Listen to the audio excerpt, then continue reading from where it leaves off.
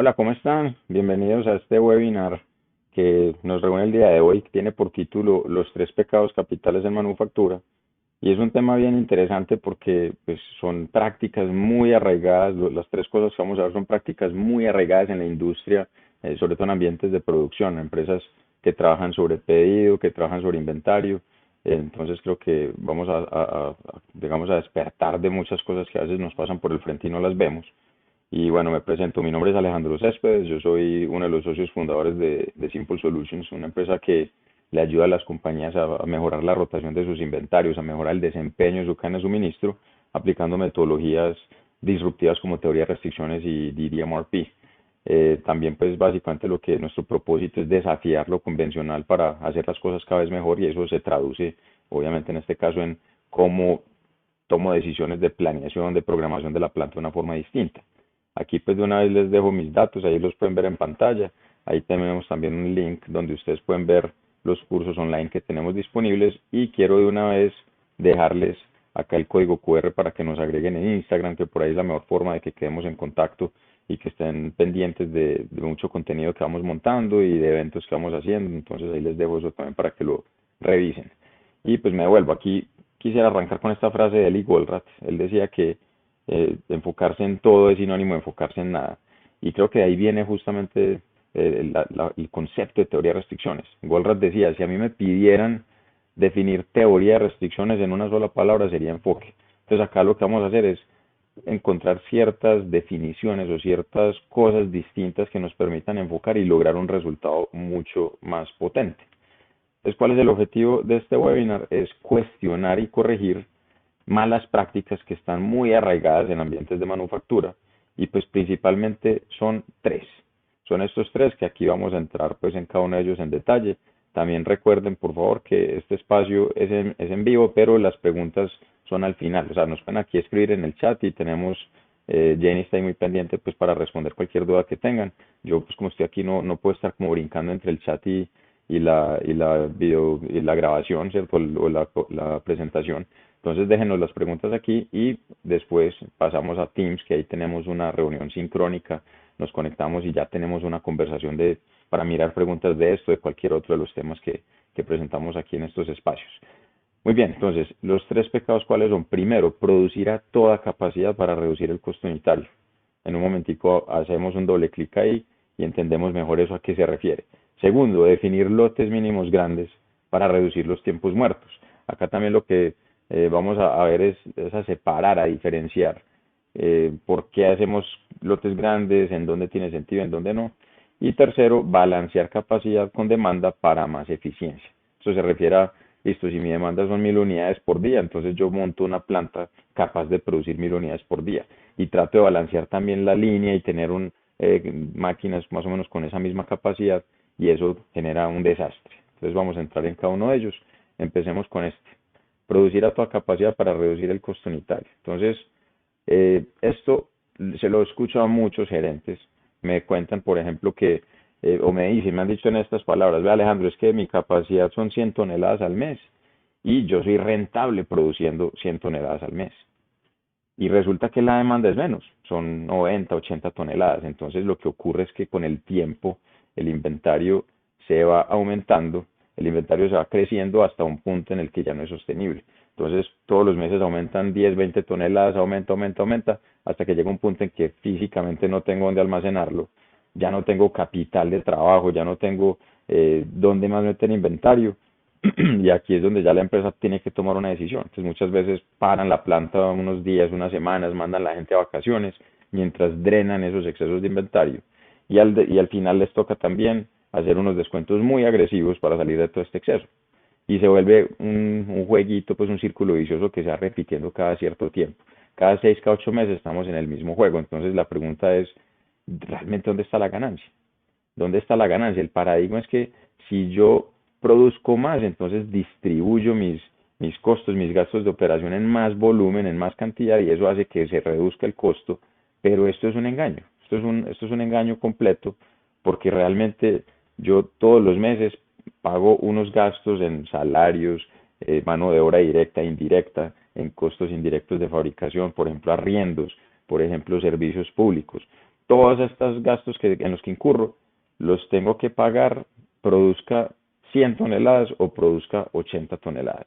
Entonces, cuando decimos, no, es que yo produzco 100 porque así me sale más barato, eso ocurre en el papel, pero en la práctica en realidad no hay ningún ahorro. Listo, entonces este es el primer pecado, es tener toda la planta trabajando y eso lo que genera es un montón de inventario. Y el inventario tiene muchas consecuencias, tiene consecuencias muy negativas. Primero, tema de capital de trabajo. Eso es toda una plata que me toca financiar, me toca de pronto salir a tomar plata prestada a los bancos, me genera antes gastos financieros, además hay mayor riesgo de obsolescencia, se me roban el inventario más fácil, se me puede dañar, se me puede quedar, se me puede también de pronto ensuciar. Bueno, hay un montón de implicaciones que tiene todo este inventario y por eso se estima que el costo del inventario no es solo el costo financiero. Ah, yo podría tener esa plata invertida en un título valor, en un CDT que me rinde tanto al mes. No, realmente el costo es mucho mayor. Además, el inventario tiene un impacto en la rotación, en los tiempos de entrega. Cuando yo tengo mucho inventario, mi rotación disminuye, eso tiene un impacto en el ciclo de caja. Y esto muchas veces es lo que quiebra las compañías. Entonces, hay gastos de almacenamiento, nos toca arrendar más bodegas. En fin, hay un montón de costos ocultos asociados al inventario que muchas veces no visualizamos. Tenemos ese paradigma de producir un montón, supuestamente para reducir el costo unitario, y ahora cuando pasemos a ver esto cómo se corrige, vamos a entender mucho mejor cómo se resuelve esta distorsión. Segundo pecado, poner lotes mínimos grandes para reducir tiempos muertos. Entonces también es muy común en las plantas de manufactura que tenemos unos MOQ, unos lotes mínimos de producción que muchas veces son bien grandes relativo a la demanda. Eso es muy importante. Yo siempre tengo que analizar esto relativo a la demanda, porque si tengo un producto de muchísimo consumo, pues un lote grande, si eso equivale a días de inventario, pues ahí no hay problema. El problema es cuando yo tengo un lote mínimo grande de un producto que no rota muy bien y que cuando hago un lote de esos, pues ahí termino con meses o incluso años de inventario. Ahora, ¿cuál es la lógica detrás de esto? Pues a ver, me demoro, no sé, 6 horas cambiando la máquina, haciendo el alistamiento, haciendo el setup, todo el cambio de referencia, lavando, ajustando, entonando, cuadrando lo que haya que cuadrar. Y después voy a producir solamente media horita. Eso inmediatamente se ve como algo muy ineficiente. Entonces lo que hacemos es, no, si el alistamiento son 6 horas, pues que estemos produciendo al menos ese tiempo o más, ¿cierto? He escuchado a veces empresas que tienen como una proporción y dicen, bueno, si el alistamiento son 6 horas, yo tengo que tener la máquina produciendo por lo menos el doble, 12 horas. Ahora, no importa que eso que esté produciendo termine ahí guardado quién sabe cuántos años. ¿Y cuál es el problema de eso? Pues que me consumo unos recursos bien escasos en producir cosas que no necesito en el corto plazo. Capital de trabajo nuevamente, capacidad de producción, materias primas. Muy importante porque nos gastamos la materia prima en cosas que no voy a vender en el corto plazo y luego esa materia prima me puede quedar haciendo falta para otros productos, para otros pedidos. Y obviamente el espacio de almacenamiento. Entonces, también acá lo que tenemos que entender es que yo tengo que alinearme mucho mejor con la demanda. Esos lotes mínimos son, digamos, artificiales o son unas políticas que establecemos, pero esto genera un problema bien grande. ¿Listo? Entonces, también, siempre que ustedes vean por ahí inventarios grandes, por ahí guardados que llevan meses sin venderse, revisen si tiene que ver con estos lotes mínimos grandes, que este es un pecado también bien común y ahí en la imagen ven lo que pasa en muchas campañas, perdón, en muchas empresas que trabajan por campañas y hacemos una programación donde listo, la semana uno me dedico a hacer la referencia verde y luego cambio y me dedico a hacer la referencia azul y luego cambio y luego me dedico a hacer la referencia roja y eso termina reduciendo el flujo, termina alargando los tiempos de entrega, termina aumentando el inventario, termina aumentando el incumplimiento, porque a veces los clientes pues me piden un poquito de todos los colores o yo tengo un proceso donde hay algún ensamble final y claro, estos lotes lo que hacen es que generan toda cantidad de problemas en el proceso. Y el tercer pecado es balancear capacidad con demanda para más eficiencia. Entonces aquí lo que buscamos es tener recursos utilizados al 100%. Tratamos de, si mi demanda es esta, entonces mi capacidad es esta y lo trato de equiparar, de hacer un match perfecto, un balance perfecto. Y también buscamos que las máquinas, los centros de trabajo tengan más o menos la misma capacidad. Todas estas prácticas, todos estos pecados están pegados de qué, se originan en qué, en querer tener todas las máquinas trabajando al 100% de su capacidad.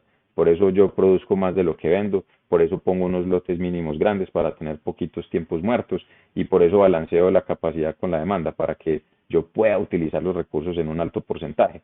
Ahora, ¿cuál es el problema de esto? El problema de esto es que no incorporo nada de holgura o capacidad protectiva como la llamamos. Entonces, cualquier variación pequeñita en cualquier parte del proceso va a generar un efecto muy significativo y muy problemático en la planta. Miren, por ejemplo, esta imagen, lo que dice ahí dice, este es un pues, teléfono de emergencia no instalado. Por favor, no tenga emergencias en esta ubicación. Que eso pues suena chiste, pero eso es lo que buscamos en nuestras empresas también. Cuando yo no incorporo algo de holgura, cuando yo no incorporo un poquito de capacidad protectiva, un poquito de capacidad extra para absorber las variaciones naturales del proceso, es como que yo estuviera declarando que en esta planta no puede haber urgencias. ¿Por qué? Pues porque me estoy planeando con una demanda promedio y estoy poniendo la capacidad promedio y eso, repito, es una receta para un desastre. Entonces también, si ustedes buscan este balanceo, lo he visto mucho, por ejemplo, en la industria de la confección, balanceamos máquina por máquina, aquí pongo una persona y media y aquí pongo dos máquinas y aquí una y no sé qué, y todo lo balanceo perfecto para hacer la cantidad de pantalones o camisas que necesito, eso termina generando demasiados incendios y toda cantidad de problemas. Este es el tercer pecado. Entonces tenemos tres, los repito. Primero, producir más de lo que vendo para reducir el costo unitario. Segundo, tener lotes mínimos grandes para aumentar la eficiencia. Y tercero, balancear capacidad con demanda para tener los recursos también muy ocupados. Entonces, si se han identificados con alguno de estos tres indicadores o estos tres pecados más bien, entonces vamos a ver ahora cómo lo podemos corregir. Entonces tenemos ahora las virtudes, qué es lo que deberíamos hacer. Esta es la solución. Entonces, primero lo que vamos a hacer es producir lo que el mercado necesita. Eso suena muy obvio, pero las empresas generalmente no lo hacen. Vamos a ver eso qué implicaciones tiene y vamos a ver también cómo lo podemos argumentar o justificar de una mejor forma. Segundo, debemos diferenciar el tipo de lote y el tipo de recurso. Resulta que cuando hablamos de lotes hay dos tipos de lotes y muchas veces eso no lo tenemos en cuenta, sino que pensamos en lotes grandes asociados al tema de los setups, al tema de los alistamientos y vamos a ver que yo debo tener dos tipos de lote. Y segundo, el tipo de recurso. Aquí vamos a separar entre recursos que son cuellos de botella de recursos que no son cuellos de botella. Entonces, dependiendo del uno del otro, podemos trabajar con lotes grandes o lotes pequeños. Eso es lo que vamos a ver en ese momento. Y tercero, lo que queremos es balancear el flujo, no la capacidad. Yo quiero tener un flujo acelerado, yo quiero ser muy rápido en entregar, que el tiempo que transcurre entre el momento en que yo compro la materia prima hasta el momento en que recaudo el dinero, que ese tiempo sea lo más corto posible. Y para lograr eso tengo que desbalancear la capacidad. Entonces, en las empresas y en las universidades nos enseñan balanceo de líneas. Aquí lo que vamos a ver es que lo ideal es desbalancear. Y de hecho, la mayoría de operaciones ya está desbalanceada. Entonces, no es que nos toque de pronto hacer acciones adicionales, pero sí es un cambio de paradigma también. Entonces, vamos a entrar en cada una de estas virtudes y vamos a entenderlo un poco mejor a qué se refiere y cómo se puede implementar. Entonces, acá regresando a este tema de la virtud número uno, producir lo que el mercado necesita. Entonces, ¿cuál es la lógica detrás de esto? Cualquier decisión que ustedes estén evaluando, la deberían analizar con base en el resultado que tenga esa decisión en la meta de la empresa. Y si estamos hablando de empresas con ánimo de lucro, obviamente esa meta va a ser un tema de rentabilidad, ganar más dinero ahora y en el futuro. Tema pues de utilidad neta, un tema de retorno sobre la inversión. Yo quiero ganar más dinero mensual, ¿cierto? Que me sobre más dinero y encima de eso quiero que la inversión, el dinero que tengo ahí atrapado sea el menor posible para que la relación entre ambas, lo que llamamos el retorno sobre la inversión, pues sea mucho mayor. Así que analicémoslo primero de una forma muy intuitiva. Si yo produzco cosas que no voy a vender, ¿eso cómo me lleva a ganar más plata? Esa es mi pregunta. Si yo produzco cosas que son para guardar en inventario, ¿dónde está el ahorro? Porque decimos que el costo unitario se reduce si realmente yo estoy pagando lo mismo y de hecho seguramente al producir más inventario el que necesito voy a incurrir en un montón de sobrecostos. Entonces lo que necesitamos es un puente. Necesitamos un puente que nos permita hacer esta evaluación y mirar esta decisión de si prendo esta máquina o no, cómo me impacta la utilidad y el ROI. Y esto que les voy a mostrar aquí es lo que se conoce como contabilidad del throughput. Aquí se los voy a explicar pues de una forma muy simple, y ya les voy a dar de pronto también otros recursos donde pueden ahondar más en este concepto. Entonces lo que vamos a usar son unos indicadores operacionales que me ayuden a hacer esa conexión, que me conecten la decisión que estoy tomando con el resultado en la rentabilidad de la organización. Y pues son indicadores obvios: ventas, costos, gastos e inversión. Ahora, ¿qué es ese triangulito que ven ahí? Ese triangulito se refiere a la variación. Entonces lo que yo quiero es que mi decisión sea evaluada mirando el impacto que va a tener sobre las ventas, sobre los costos, sobre los gastos y sobre la inversión. Y yo ahí necesito responder con números, necesito ponerle a eso unos valores. Así que la decisión de, bueno, ¿prendo esta máquina o no? Eso cómo va a impactar las ventas. ¿Las va a aumentar? ¿Las va a disminuir? ¿Y en cuánto? O de pronto no tiene ningún impacto. Segundo, ¿cómo me va a impactar los costos? Y aquí pues realmente hablamos de los costos asociados a la venta, los que son proporcionales a la venta, que los llamamos costos totalmente variables, pero no me voy a entrar en ese detalle en este momento. Es básicamente los costos directos, que son básicamente la materia prima, lo que varía en una relación 1 a 1. Y los gastos, ¿cuáles son los otros gastos que también van a verse impactados por una decisión? Por ejemplo, no sé, mano de obra, por ejemplo, servicios públicos, gastos financieros, cualquier egreso adicional que no sea costo totalmente variable, lo metemos en el gasto operacional. ¿Cómo ser impactado por esa decisión? Y cuarto, el delta de inversión, el cambio en la inversión. Esta decisión, ¿cómo va a impactar el tema básicamente de inventarios? Aunque aquí hay más cosas: inventarios, de pronto cuentas por cobrar, propiedad, planta y equipo. Entonces estos son como los activos de la empresa, pero lo que más pesa ahí es el inventario, que es sobre lo que más tenemos impacto y lo que se ha afectado en este tipo de decisiones. Entonces hagamos un ejemplo. Tengo el caso de este gerente: tiene una capacidad de 100, pero la demanda es de 80. Si yo produzco esas 20 toneladas adicionales, y ojo, vamos a asumir que yo no necesito ese inventario para una futura temporada. De hecho, estamos a la vuelta de la esquina pues con algunas fechas importantes. Se viene Halloween, se viene Black Friday, por ahí en noviembre viene la temporada de diciembre. Entonces vamos a asumir que esa producción de 20 toneladas no es para una temporada de estas, porque ahí pues tendría mucho sentido producirlo. Aquí es un tema netamente de no quiero dejar la planta parada. Entonces, si produzco esas 20 toneladas extras, ¿cómo se va a impactar la venta? Pues digamos que directamente no va a haber ningún impacto. Esas 20 toneladas no las voy a vender. De hecho, se puede argumentar que las podría disminuir. Y sí, puede pasar, porque me va a gastar la materia prima, la capacidad de producción, mi espacio en cosas que no voy a vender, y eso puede bloquear la entrega de otros pedidos, de otros artículos que sí se van a vender. Pero por ahora digamos que el impacto es nulo, no impacta la venta. Listo. Si la venta no se impacta, pues los costos asociados a esa venta tampoco se van a impactar, o sea que el efecto también sería nulo. Pero al yo producir todo este inventario, es probable que haya por ahí algunos gastos adicionales, de pronto almacenamiento. No sé, ¿será que yo le pago a un operador logístico por inventarios? Entonces, al tener más inventario, eso me cuesta más. ¿Será que me toca pagar una bodega adicional en arriendo? ¿Será que eso me va a generar de pronto más obsolescencia, productos que se me venzan? Entonces tengo que cuantificar eso. Pero listo, supongamos que no me incrementa el gasto tampoco. Pero lo que sí definitivamente se va a aumentar es que es la inversión, porque ese inventario, pues me toca financiarlo, me toca salir y buscar capital de trabajo para poder tener ese inventario. Entonces ahí va a haber un incremento en la inversión, que entonces eso que va a generar que la utilidad, digamos que puede quedar igual. Si no impacto la venta y no impacto los costos ni los gastos, pues la utilidad sigue la misma. Lo único que hice fue llenar mi inventario, pero mi retorno sobre la inversión va a ser menor, porque ahora tengo 20 toneladas extras que me reducen la rentabilidad del negocio. Pero vuelvo y repito, lo más probable es que la utilidad sí se disminuya si lo veo en un plazo más amplio y si veo la foto más completa.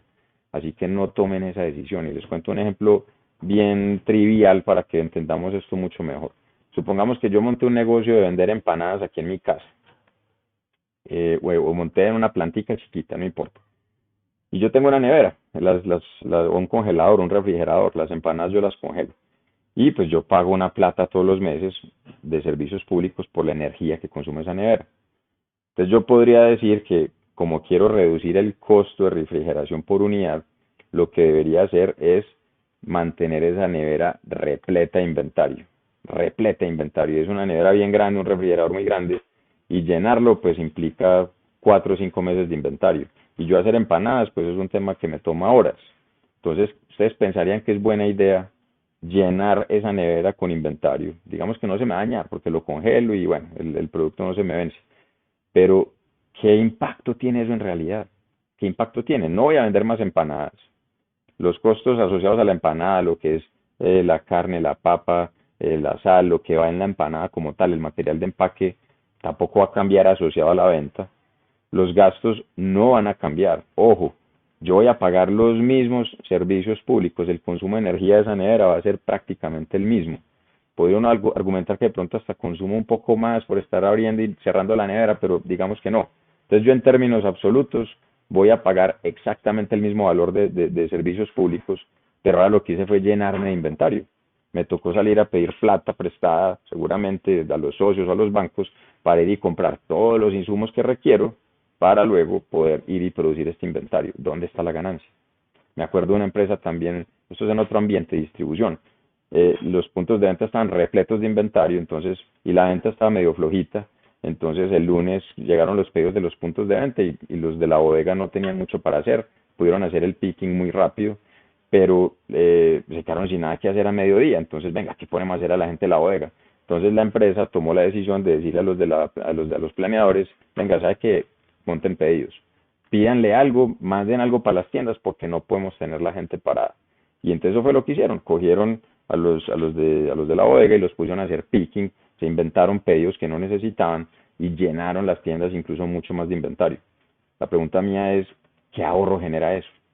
Porque el salario de las personas de la bodega es exactamente el mismo, ellos se ganan su mismo salario, hagan picking o quédense parados viendo para el techo leyendo un periódico, pero el daño de mandar ese inventario innecesario a los puntos de venta es enorme, porque ahora entonces voy a atomizar el inventario y como yo no sé exactamente este producto dónde se va a vender, cuando lo lleva al punto de venta, lo lleva al punto de menos flexibilidad en el punto de en la cadena de suministro. Entonces, por eso luego hay tantas transferencias entre tiendas. Este producto blanco, talla L, referencia X, tengo mucho en la tienda A, pero no tengo nada en la tienda B. Y entonces empiezo a hacer traslados. Es mucho mejor dejarlo centralizado y enviarlo a donde realmente se requiera. Entonces, ojo, siempre evalúen todas sus decisiones con este proceso que les estoy mostrando. Esa sería la primera virtud.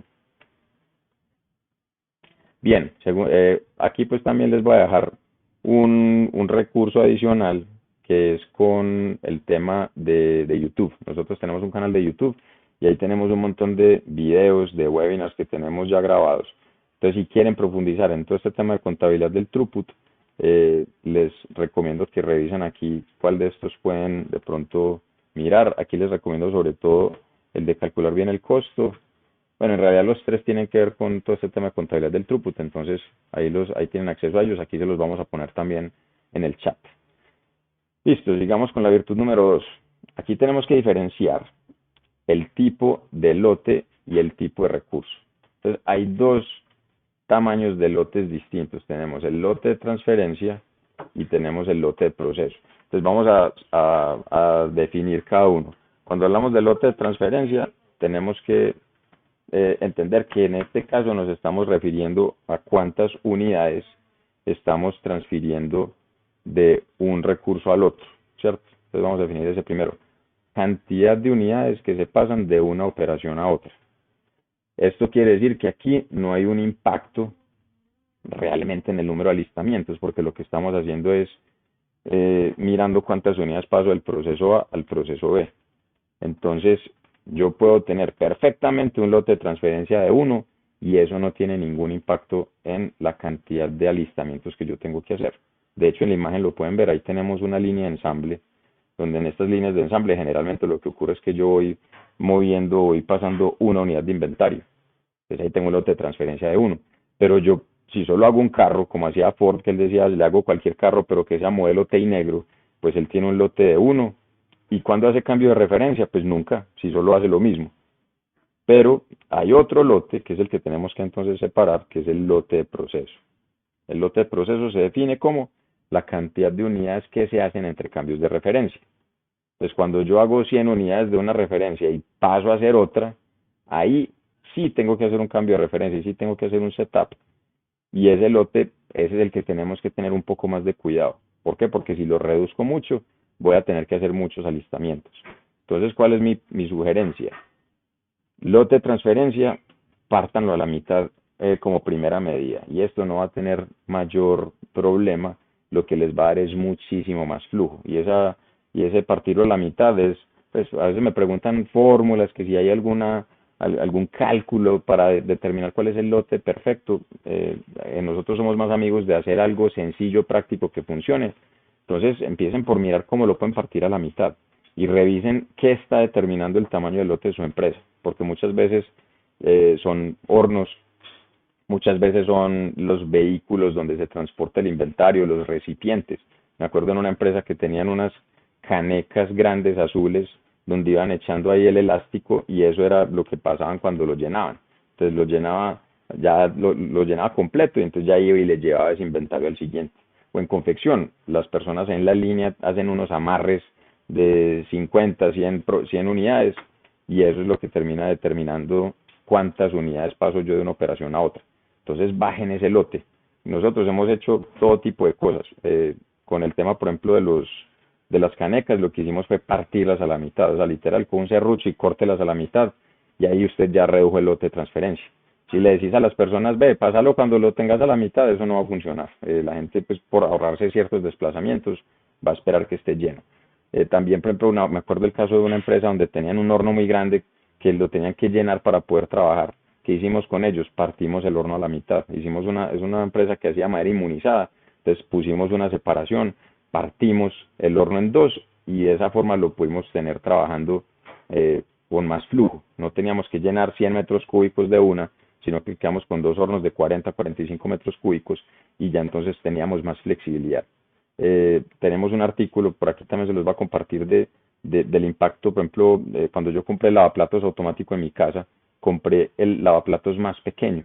¿Por qué? Porque lo lleno más rápido, me da más flujo. Si compraba un lavaplatos más grande, pues me va a demorar más días en llenarlo. Eso seguramente va a implicar que comprara más vajilla, que me tocara de pronto usar desechables cuando ya los platos estuvieran muy sucios, que me tocara lavar a mano o que me tocara prenderlo pues a medio llenar. Entonces, siempre busquen más flexibilidad y generalmente lotes pequeños les va a dar más flexibilidad. Ahí les dejamos el link también de este artículo para que se lo lean. Y ahí de una vez les mando el formulario para que se inscriban si no les están llegando nuestros artículos. Cada 15 días estamos escribiendo un articulito para el blog. Ahora, el lote de proceso, ahí hay que tener más cuidado. El lote de proceso, la recomendación es que también lo reduzcamos, pero para saber cuánto y en dónde lo puedo reducir, tengo que diferenciar también por tipo de recurso. Entonces vamos a separar acá en dos, máquinas que son cuellos de botella y máquinas que son no cuellos de botella. Cuellos de botella quiere decir que son máquinas que no tienen capacidad suficiente, la demanda es mayor que su capacidad. Pero ojo, aquí estamos realmente hablando pues de máquinas que están 7 días a la semana, 24 horas al día, que realmente yo no doy abasto y que no tengo de dónde sacar más capacidad. Si yo tengo una máquina un turno, pues difícilmente podemos hablar de un cuello de botella. Ahora, cuando yo hago más alistamientos en una máquina que es cuello de botella, ahí el problema es gigante porque estoy dejando de producir cosas, estoy perdiendo facturación. Listo. Cosa que no ocurre en los recursos no cuellos de botella. Entonces muchas veces las empresas dicen, no, es que el alistamiento dura 2 horas. Entonces yo necesito producir por lo menos 4 horas para que me justifique. Pero aún y mira, y esa máquina se utiliza el 20% del tiempo, el resto del tiempo está parada porque es una máquina de mucha capacidad. Entonces mi pregunta es, ¿dónde está el ahorro? Sí, son 2 horas de alistamiento, es largo, pero esa máquina no tiene problemas de capacidad. ¿Qué problema hay que haga lotes más pequeños, así esto implique hacer más alistamientos? Ah, pero ¿y el tiempo del mecánico qué? A ver, el tiempo del mecánico hay que pagarlo sí o sí. El mecánico se gana un salario mensual, haga 5 o 10 alistamientos en el mes. Entonces, ahí realmente no hay ningún ahorro por yo hacer menos lotes. Entonces separemos, por favor, separemos, si el recurso es no cuello de botella, reduzcan el tamaño del lote. Ah, eso genera más sobrecostos, puede que sí. Vamos a botar de pronto a perder algo de material en ese cambio, vamos a gastar de pronto más agua, más servicios públicos, puede que haya algunos sobrecostos, pero va a ser muy inferior a lo que tenemos calculado desde la contabilidad tradicional, porque en ese costo le metemos el salario de los operarios, le metemos la depreciación de las máquinas, le metemos un montón de costos indirectos, pero lo más grave, cuando hacemos lotes grandes perdemos flujo. En litografías lo he visto con frecuencia. Tratamos de hacer lotes grandes por color. Entonces primero hacemos una tanda de negro y luego otra tanda de cian, otra tanda de amarillo y otra tanda de magenta, pero al final el primer pedido sale muy tarde. ¿Por qué? Porque entonces como yo hago esto por lotes y junto varios pedidos, el primer pedido que le imprima ya los 4 colores se demora más tiempo y luego le tiro ese bloque de inventario, esa montaña de inventario a los procesos de acabados, que es donde generalmente se atranca el inventario, donde se atrancan las órdenes. Entonces es mejor hacer lotes más pequeños y eso me va a dar mucho más flujo. Y de hecho en impresión, en estas litografías, generalmente las impresoras ni siquiera son el cuello botella, son máquinas de mucha capacidad, muy veloces. Ahora, si su preocupación es que el tiempo de alistamiento está muy largo, perfecto, entonces busquemos alternativas para ver cómo lo puedo reducir. Y ahí tenemos una metodología excelente que se llama SMED, que es una técnica japonesa que reduce los tiempos de alistamiento y pues hay historias que bajaban el tiempo de 20 horas a menos de 1 hora. Unas cosas impresionantes. Ahora no hay que llegar hasta allá. Entonces, apliquen SMED. En Instagram tenemos un videito que explica SMED en 1 minuto y en internet pueden buscar mucha cosa y es sentido común prácticamente. Pero pilas, si ustedes reducen el tiempo de alistamiento, no lo hagan buscando un mejor costo unitario, porque ahí van a caer nuevamente en alguno de estos pecados. Reduzcan el tiempo de alistamiento para que puedan hacer lotes más pequeños. Eso les va a dar mucho más flujo. De alguna forma tenemos que aprender de los restaurantes, ¿cierto? Los restaurantes, cuando uno va a comer con un grupo de 5 personas, 6 personas, todos piden platos distintos, incluso le hacen variaciones al plato, yo lo quiero con ensalada, yo lo quiero con papas, etcétera, y todos los platos tienen que salir más o menos al mismo tiempo. Imagínense en una cocina trabajara como programamos muchas veces nuestras plantas. Sería de pedir al mesero, yo quiero una carne, y me dijera, no, tenemos la planta montada, la cocina está montada para pescado, luego viene cerdo, luego viene pollo, y ahí sí le montamos su carne de res. Le sale en 3 horas. Probablemente no voy a volver a ese restaurante. Entonces sí tenemos que ser más flexibles y perseguir más de cerca la demanda. Entonces aquí para ir cerrando esta diapositiva, cuando son máquinas cuellos de botella, hagamos lotes de proceso grandes. Lotes de proceso grandes, busquemos ahorrar alistamientos. No porque el alistamiento nos cueste más, porque repito, yo pago los mismos salarios, los gastos son los mismos, pero acá el daño es que dejo de facturar. Entonces, si analizo la decisión de hacer un lote de proceso pequeño en un cuello de botella, mis ventas se van a reducir. Entonces, desde esa misma evaluación que les muestro ahora, yo voy a bloquear esa decisión. Entonces, lotes de proceso grandes en los cuellos de botella, igual apliquen SMED, ¿cierto? Y en los no cuellos de botella, lotes de proceso pequeños. Aquí lo que logramos reduciendo esos lotes de proceso es gigante, porque a veces uno dice, pero es que eso es poquito inventario, o sea, yo produzco ahí 6 meses, pero eso en volumen es poquito esta referencia, sí, de una referencia, pero cuando miramos el total del portafolio, recuerden que el 80% de las referencias son de baja rotación. Si aplicamos Pareto, el 80% de tus SKU son de muy baja rotación. Entonces, cuando yo hago lotes mínimos de ese 80%, ahí es donde tengo toneladas y miles de millones de pesos o de dólares en inventario. Entonces, tengamos eso presente. Eso es capacidad desperdiciada. Y por eso mi sugerencia es que agarren todos sus productos, cojan el consumo promedio diario, pongan el tamaño del lote mínimo, dividan y miren un lote mínimo a cuánto equivale en semanas o en meses y arranquen por los más grandes. Y ahí miren a ver si pueden reducir, a veces puede ser hasta un tema de depuración del portafolio, pero hagan ese análisis porque ahí se van a llevar sorpresas. Y lo otro, en los productos de muy alta rotación, pues de pronto hasta pueden aumentar el lote, entonces compensamos también un poco. Productos de altísima rotación, haga lotes grandes, eso va a rotar, eso va a moverse, pero en los de poca demanda, ahí esos lotes terminan siendo bien costosos y repito, a veces puede ser un tema que tal vez sea mejor hasta depurar el portafolio. Bueno, y la tercera virtud, balancear el flujo, no la capacidad. Entonces la imagen de Flash ahí con plata es que yo lo que quiero es flujo, esa debería ser nuestra obsesión en la cadena de suministro. que el tiempo que transcurre entre el momento en que yo desembolso un peso en materia prima hasta el momento en que yo recaudo ese dinero, ese tiempo debe ser lo más corto posible. Y por eso, para asegurar mucha velocidad, para asegurar mucha capacidad de reacción, yo necesito holgura en la capacidad de mis procesos. Yo necesito un proceso o una operación más bien desbalanceada. Miren la imagen que ven ahí en pantalla. Yo tengo ahí 5 máquinas de la A a la E y vamos a suponer que la C es la máquina más lenta, es la restricción. Entonces, si esa es la restricción, yo necesito ponerle una protección, un amortiguador, como lo llamamos, que esa cajita ahí con los colorcitos, ese trapezoide verde, amarillo y rojo, eso denota un amortiguador. Ese amortiguador puede ser de tiempo, puede ser de capacidad, puede ser de inventario, y lo que hace es que me protege a la máquina C, que la máquina C siempre pueda trabajar. ¿Qué deberían hacer los otros recursos? Deberían subordinarse a la máquina C. Por eso ahí tenemos una cuerda amarrada entre A, que es la que libera materia prima, y la C, que es mi cuello de botella. Entonces, casi que el trabajo de A es llenar el amortiguador, es procesar solo lo que necesita la máquina C. Casi que yo voy trabajando al ritmo de C. Pero para que eso se pueda presentar, yo necesito holgura, yo necesito capacidad protectiva.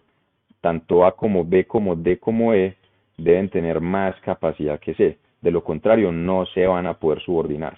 Entonces yo quiero, si le pongo estos números, si C tiene una capacidad de 10 toneladas por hora, las otras máquinas deberían tener por lo menos una capacidad con un 20%, un 15% más. Ahí entonces van a estar ociosas. Sí, de vez en cuando pueden tener algo de ociosidad, no es como que eso van a estar una semana paradas, no. Pero en ciertos momentos del día, si el amortiguador ya está lleno en C, yo sí puedo parar, puedo disminuir o suspender ahí en algún momento la producción y ahí aplico y hago 5S, mantenimiento preventivo, capacito a los operarios para que haya de pronto polivalencia. Puedo hacer muchas cosas con ese tiempo, pero no los mando para la casa. ¿Por qué no? Porque me va a llegar la urgencia, me va a llegar una urgencia de algún cliente y yo quiero tener los recursos disponibles para atenderla con mucha velocidad. Entonces, repito, si yo incorporo holgura en mis demás procesos, voy a tener un proceso muy estable, muy predecible. Y también es importante que C tenga capacidad protectiva con respecto al mercado. Entonces, si el mercado me pide 100, C no puede tener capacidad de 100, porque es que esos son promedios. Y cuando yo tengo una demanda promedio de 100 y una capacidad de C promedio de 100, va a haber momentos donde se produce 90 y la demanda es de 110 y ya ahí eso genera un problema gigante porque no va a tener esa capacidad protectiva para recuperarme. Entonces, si mi demanda es de 100, se debe tener una capacidad, digamos, de 120 y las otras máquinas deben tener una capacidad de 140. De esa forma va a tener un proceso mucho más estable, mucho más predecible, mucho más confiable. Y no se les olvide algo que dice la teoría de colas. Cuando la utilización de un recurso se acerca al 100%, los tiempos de cola tienden a infinito. Voy a repetir eso. Cuando la utilización de un recurso se acerca al 100%, las colas, los tiempos de entrega tienden a infinito. Por eso, en vez de buscar 100% de eficiencia en todos nuestros recursos, lo que deberíamos hacer es asegurar que ningún recurso se usa más allá de un 80-90%. Ya eso debería ser una señal de, venga, me está haciendo falta capacidad, tengo que tomar aquí alguna decisión adicional. Listo. Esa es entonces la tercera virtud. Y también aquí les voy a dejar, de hecho hace unos 15 días hicimos otro webinar donde expliqué cómo facilitar un juego para explicar este concepto de balanceo, porque esto es un cambio de paradigma bien fuerte. Entonces hice un webinar completo dedicado a explicar este tema de balanceo y les enseño ahí cómo desarrollar un juego. Entonces, para mí la mejor forma de introducir estos conceptos en las empresas es a través de la lúdica, a través de lo que llaman la gamificación. Entonces allí les explico un jueguito muy sencillo que pueden hacer literalmente con unos cuantos granos, una bolsa de frijoles, unos dados y unos vasitos y pueden poner ahí un grupo de 5 o 6 personas a jugar y estoy seguro que eso va a ayudar muchísimo a vencer esa posible resistencia al cambio que se presenta ante estas cosas que son tan diferentes de lo que usualmente hacemos. Entonces ahí tenemos las 3 virtudes, las repito. Primero, producir lo que el mercado necesita. El secreto está en perseguir la demanda lo más cerca posible, en respirarle al cuello a la demanda. Entonces este gerente que me decía que era rentable produciendo 100 toneladas, yo le dije, no, usted es rentable produciendo lo que se vende y si su problema es que no está vendiendo las 100 toneladas, pues véndalas primero. Su problema no se resuelve produciendo más, su problema se resuelve es vendiendo más. Usted es rentable vendiendo 100 toneladas. Entonces cambiemos la verbalización y identifiquemos dónde está la restricción. Esta empresa claramente tiene la restricción en el mercado, entonces trabajemos sobre eso y la planta pues se tendrá que subordinar. Y si en este momento la planta pues tendrá que estar ociosa en algunos momentos, pues listo, venga, veamos qué hacemos con esa capacidad. Pero por favor no la eliminen tampoco, que esa es la tentación. Ah, bueno, no, entonces si mi demanda es 80, entonces despidamos gente. Ya la tenés formada, ya la tenés preparada, ya tenés la gente ahí lista. ¿Por qué no te pones a pensar mejor cómo vender más con esa capacidad? Ahí el efecto, toda esa producción adicional sea derechito para la utilidad. Si vos los despedís, luego el mercado repunta y te va a tocar salirlos a contratar nuevamente y volverlos a capacitar y perder oportunidades probablemente ahí en el mercado. Segunda virtud, diferenciar el tipo de lote y el tipo de recurso. Recuerden, lote de proceso, lote de transferencia. Yo puedo tener lotes de transferencia pequeños y lotes de proceso grandes. Y cuando hablamos de lotes de proceso, yo puedo tener lotes de proceso pequeños en las máquinas que no tienen problemas de capacidad y lotes de proceso grandes en las máquinas que de pronto no tienen tanta disponibilidad. Entonces yo puedo hacer las dos cosas. Y muy importante, el tema del SMED. Y tercero, balancear el flujo, no la capacidad. Muy importante incorporar holgura, capacidad protectiva a nuestros recursos. Si yo quiero ser muy veloz, yo necesito tener esa flexibilidad. Y eso lo vemos en el día a día. Una empresa, por ejemplo, una sala de urgencias debe tener mucha capacidad protectiva, porque en cualquier momento le llega un accidente con 30 heridos y tiene que tener cómo responder. Los bomberos son capacidad protectiva también. ¿Qué tal que uno midiera a los bomberos con utilización? Estarían prendiendo incendios ellos mismos para poderse poner a hacer algo. Hay recursos a los que les pagamos para que no trabajen. Y está bien, está bien. El área de mantenimiento, mientras menos trabajen los de mantenimiento, mejor. Quiere decir que mis máquinas están trabajando súper bien. Ahí les pusimos entonces en el chat varios recursos para que pronto profundicen lo que a ustedes más les aplique.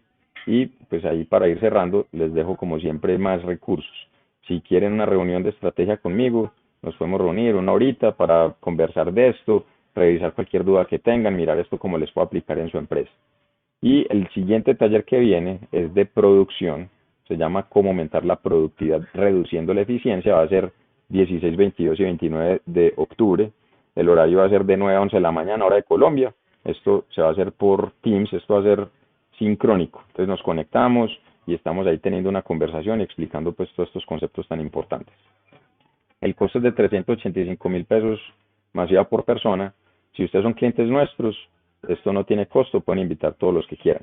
Si no son clientes, pues bueno, ahí sí hay un costo, pero también a mí me interesa que aquí haya mucha gente en la misma empresa. Entonces, por cada persona adicional les damos un 20% de descuento acumulativo. Quiere decir que el quinto recibe un 80% de descuento y el sexto no paga nada. Entonces, si ustedes vienen 7 personas, el sexto y el séptimo no les vale nada. Entonces, también tengan eso presente. Eso sí, pues pongo un máximo de 10 personas para que de pronto ya no se vaya ya pues como a exagerar la cosa y ya son 30 pues de la misma empresa, ya de pronto no es tampoco lo ideal. Y hoy, solo por hoy, tenemos una oferta de 50% de descuento para los que se inscriban.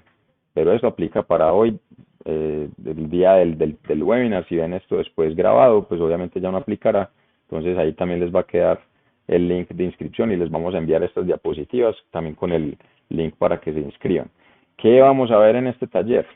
En este taller vamos a entender con mucho más detalle cómo se programa una planta de producción aplicando teoría de restricciones, aplicando DDMRP. Entonces, cómo calculo amortiguadores de tiempo, cómo calculo amortiguadores de inventario, cómo manejo un ambiente híbrido donde yo produzco sobre pedido, pero también produzco para almacenar, cómo hago para digamos, homologar esas cosas, cómo hago para cotizar fechas de entrega seguras. Ojo, la capacidad de las plantas va cambiando durante el año y las fechas de entrega no pueden ser fijas. Este tema de que no, es que aquí la política es entregar en 15 días, eso en algunos momentos puede ser insostenible y tengo que prometer fechas más largas y en otros puedo prometer fechas más cortas, eso tiene que ser dinámico. Todo eso lo vamos a ver allí. Vamos a ver tema de prioridades, cómo defino las prioridades de las órdenes de producción con los amortiguadores. vamos a hablar de indicadores, vamos a hablar también de todos estos pecados que vemos aquí, ya haciendo un doble clic mucho mayor. Entonces es mucha la información que vamos a dar, es un taller de 6 horas, entonces espero pues que se inscriban y que participen. Y pues con eso vamos dando fin al webinar de hoy. Ojalá me acompañen en la sesión de preguntas, miren a ver qué dudas tienen y tenemos la conversación aquí ya unos 10-15 minuticos. Les agradezco mucho por su participación, espero que les haya gustado el webinar y nos vemos en un futuro evento. Que estén muy bien, feliz día.